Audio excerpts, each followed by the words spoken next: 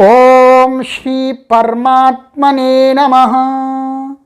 ओम श्री गुरुभ्यो नमः।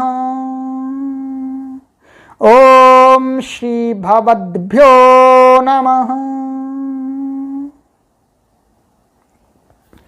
देववाणी संस्कृतं यूट्यूब चलदृश्यं प्रति भवतां सर्वेषां हार्दिकं स्वागतम्।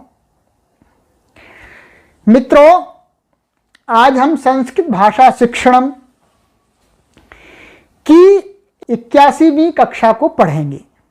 गत पाठ में हमने तत्पुरुष का थोड़ा सा भाग पढ़ा था। उसी तत्पुरुष का आज हम एक दूसरा भेद पढ़ते हैं, वह है कर्मधारय तत्पुरुष समास। देखते जाइएगा। विशेषण और विशेष्य का जो समास होता है उसे कर्मधारय समास कहते हैं। कर्मधारय का अर्थात कर्मधारय तत्पुरुष समास कहते हैं। आपको मालूम है विशेषण और विशेष्य, ये अच्छी प्रकार से मालूम है। जो किसी की विशेषता को बतलाता है वह विशेषण होता है, और जिसकी विशेषता बतलाई जाती है वह विशेष्य होता है। तो इस प्रकार से जब विशेषणवाची और विशेष्यवाची शब्दों का समास किया जाता है तब वह समास क्या कहलाता है? कर्मधारयः। अब देखिएगा, अब कहते हैं विशेषण शब्द पहले रहता है, विशेष शब्द बाद में रहता है। जब हम दोनों को जोड़ते हैं तो किसको आगे रखें किसको पीछे रखें, तो उसका भी नियम बना दिया कि जो विशेषणवाची शब्द होता है उसको पहले रखते हैं और जो विशेष्यवाची शब्द होता है उसको पीछे रखते हैं। स्वाभाविक है ये। तो कहते हैं इसमें दोनों पदों में एक ही विभक्ति रहती है। दोनों पदों में एक ही विभक्ति रहती है जी, समान विभक्ति। प्रथमा पूर्व वाले में तो दूसरे वाले में प्रथमा ही होगी। जबकि हमने गत वाले तत्पुरुष समास में पढ़ा था कि पूर्व पद द्वितीया का होता है, तृतीया का, चतुर्थी का, पंचमी का, षष्ठी का, किसी का भी हो सकता है, और बाद वाला पद प्रथमांत होता है। ऐसा यहां नहीं है। यहां दोनों पद प्रथमांत ही होंगे। वचन कोई भी हो सकता है, एक वचन, द्विवचन, बहुवचन, परंतु दोनों में वचन भी समान होंगे। आगे देखिएगा, उदाहरण बहुत अच्छा है। नीलम उत्पलम, नीलोत्पलम लिखने की कोई आवश्यकता नहीं है, देखते जाइएगा। तो नीलम माने नीला, ये गुण को बोलता है, और उत्पलम माने कमल। तो जो कमल है वो कैसा? नीला। तो ये दोनों में प्रथम विभक्ति है, और उत्पलम ये विशेष्य है और नीलम उसका विशेषण है। तो दोनों का समास हो गया, तो क्या बन गया? नीलोत्पलम। इसी प्रकार से कृष्ण सर्पः, कृष्ण सर्पः काला सांप, तो यहां पर भी वही है। महान चासौ आत्मा महात्मा, इसको ध्यान रखना, ये बहुत प्रयोग होता है और आपको ज्ञात होना चाहिए कि महात्मा शब्द के अंदर दो शब्द हैं, महान और आत्मा। आत्मा विशेष्य है और महान उसका विशेषण है। ऐसी आत्मा जो महान उसको बोलते हैं महात्मा। राइट। इन अर्थों में भी कर्मधारय होता है। अब और इससे थोड़ा सा और हट करके बता रहे हैं कि कर्मधारय दूसरा भी होता है थोड़ा सा। नंबर 1 एव माने ही अर्थ में होता है। जैसे मुखम एव कमलम, मुख कमलम कि एव माने मुख ही कमल है। माने ये जो मुख है इसका इतना इतना सुंदर है कि कमल है, ये वास्तव में कमल है, ऐसा हम बोलते हैं। भाई मुख है तो कमल है, इतना सुंदर है। तो यहां पर भी कर्मधारय तत्पुरुष समास होता है। अब देखिएगा, पाद पद्मम माने चरण कमल, इसके जो पैर हैं वो तो कमल हैं, इतने पवित्र हैं। तो यहां पर भी वही समास हुआ। जब हम इसका विग्रह करेंगे तो पाद एव पद्मम, पाद पद्मम।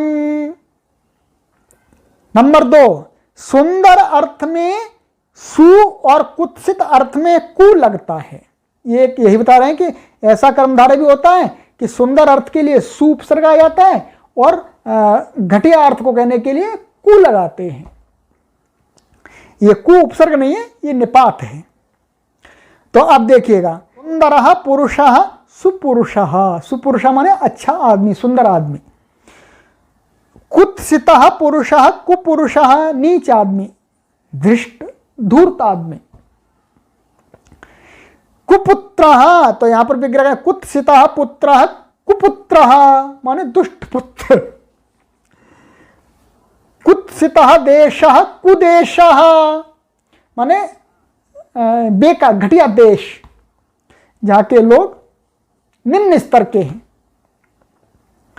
नंबर 3 देखिएगा, और इव अर्थ में भी होता है। कह रहे हैं इव माने तरह अर्थ में भी कर्मधारय तत्पुरुष समास होता है। ठीक है, घन इव श्यामः, घन श्यामः। कह रहे हैं घन माने होता है ये जो मेघ, तो घन इव श्यामः, घन श्यामः माने मेघ के समान काले रंग का जो कोई है उसको बोलते हैं घनश्याम। तो यहां पर कौन सा समास हुआ? कर्मधारय समास। तो बादल की तरह काला, वही हो गया अर्थ। नरः सिंहः इव नरसिंहः, शेर के समान सदृश व्यक्ति, उसको बोलते हैं नरसिंहः। तो यहां पर भी इव अर्थ में समास हुआ है। चंद्र सदृशम मुखम चंद्रमुखम, तो माने चंद्र सदृशम, चंद्रमा के सदृश मुख, तो उसको बोलते हैं चंद्रमुखम। माने चंद्रमा के समान सुंदर मुख जो होता है उसको बोलते हैं चंद्रमुखम। तो यहां इव अर्थ में समास हुआ है। तो ये कर्मधारय इस प्रकार का समास होता है। ये संक्षिप्त रूप यहां पर आपको अभी हमने समझाया है। राइट, अब आइएगा इसका एक भेद और है, उसको भी देखिएगा। द्विगु तत्पुरुष समास और होता है, इसकी पहचान भी देखिएगा। कर्मधारय समास का ही उपभेद एक द्विगु है। जो कर्मधारय तत्पुरुष समास था उसी का एक उसके अंतर्गत भी भेद आ गया द्विगु। कहते हैं कर्मधारय में प्रथम शब्द संख्यावाचक होगा तो वह द्विगु कहलाता है। यदि जो कर्मधारय तत्पुरुष समास है, यदि उसके में जो प्रथम पद है वो संख्यावाची होगा 1 2 3 4, तो वह समास क्या कहलाता है? द्विगु। उसका एक और नाम रख दिया द्विगु जी।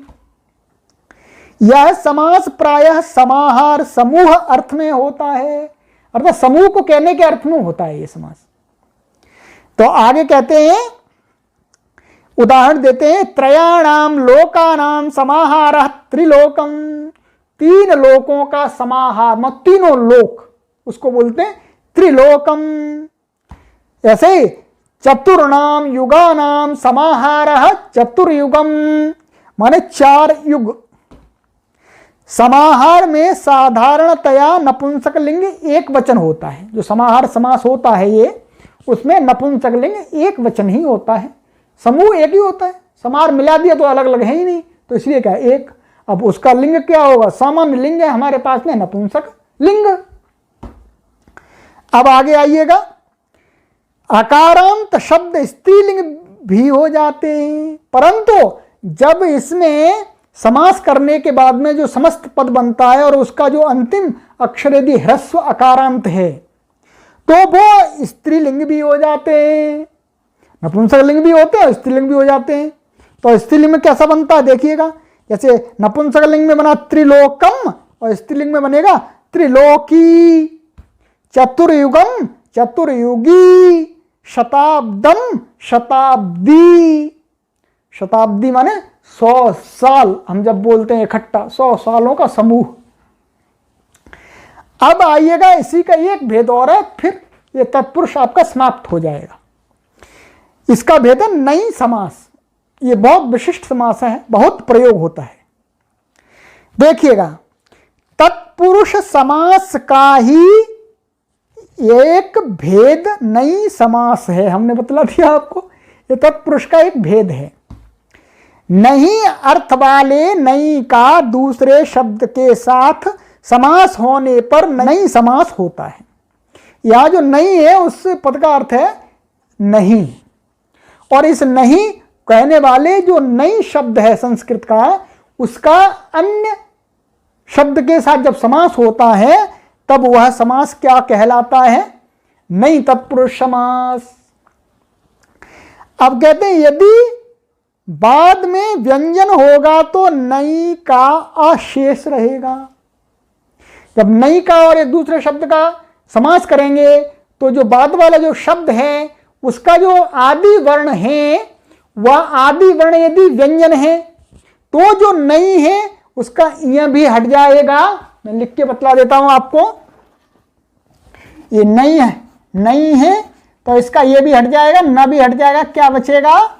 आ बचेगा। यदि आगे वाला शब्द का आदि अक्षर व्यंजन है तो, अभी उदाहरण देखिएगा, और स्वर बाद में होगा तो नई का अन शेष रहेगा। यदि बाद वाले शब्द में आदि अक्षर स्वर है कोई, तो फिर इससे नई को क्या हो जाता है जी? ये हट जाएगा, न भी हट जाएगा, और उसको क्या बन जाएगा? ऐसा बन जाता है, उल्टा अन हो जाता है, ये अन।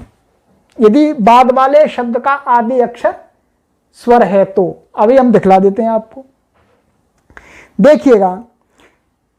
न ब्राह्मणः अब्राह्मणः, देखिए न ब्राह्मणः अब्राह्मणः, तो ये आदि अक्षर बाद वाले पद का क्या है? व्यंजन। तो इसलिए न का क्या बचा? अ, तो अब्राह्मणः बन गया।